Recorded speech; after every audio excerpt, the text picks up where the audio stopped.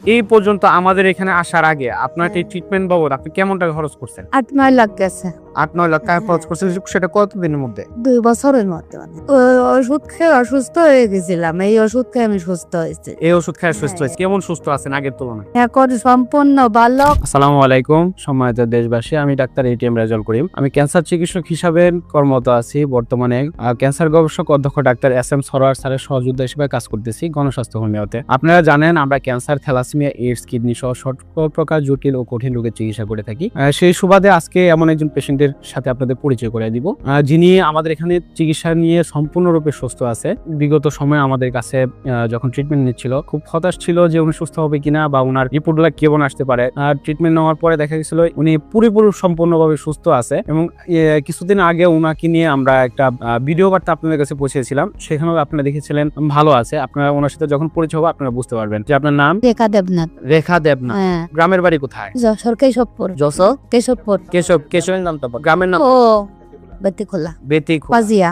বাজিয়া। আমি কি সমস্যা হয়েছিল আর কিভাবে আসছিলেন? আমার হয়েছিল থাইরয়েড, গলায় হ্যাঁ, গলার থাইরয়েড ক্যান্সার। Thyroid cancer. আমি অপারেশন করেছি মহাখালী। প্রথমে মহাখালী অপারেশন একবার করেছি, করার পরে আর একবার সাকসেসফুল হয়নি, ওরা ট্রান্সফার করে দিল ঢাকা মেডিকেলে। আচ্ছা, ওখানে হয়নি, অনেকদিন আমি বড়ি খাইছি কেমো ক্যাপসুল, পরে তাই সুস্থ হয় না। পরে আমার ছেলে মোবাইলে আপনাদের এই ঠিকানা পাইছে।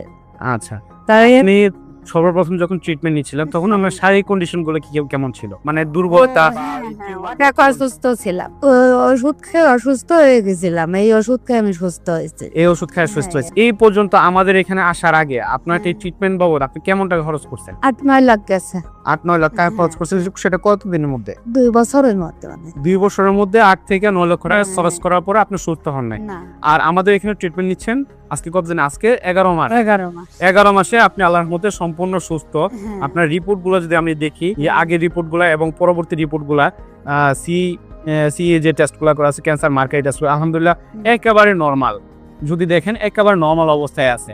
সেই সাথে ওনার শারীরিক কন্ডিশন তো আপনি দেখতেছেন। তো আপনি ওষুধ খাওয়ার পাশাপাশি আপনাকে বলছিলাম থানকুনি পাতা রস, পাতার রস, আপেলের জুস, মালটার জুস, পেঁপের জুস, এগুলো খাইতে বলছিলাম। তো এখনো তো এগুলো কন্টিনিউ করতেছেন। তো শারীরিক